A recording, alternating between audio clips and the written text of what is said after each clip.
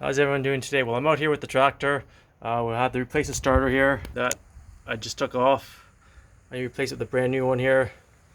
And that's a spot it's got to go back into. There's like 3 wires. 2 go on the negative port. And this one slips on. And this one goes on to the body casing. If you don't know me much, sorry about that.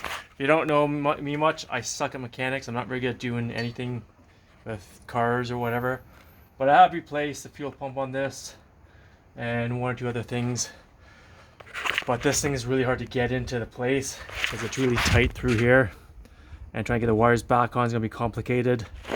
And this thing weighs like 15 pounds, so it's really heavy and awkward to get in here. But I'm going to try to get this done because I want to try to get it done before it gets too dark here.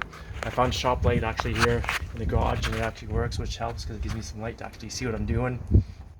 But anyways, that's back on into place. So the gear's in there, and what attaches to the starter part that starts it up. And yeah, I just gave it a bit of a quick clean. It's pretty gross in there with grease, but we will get this going. And hopefully in 4 hours I'll have this thing done. Hopefully not that long. Hopefully it only takes me another half hour to get back together again.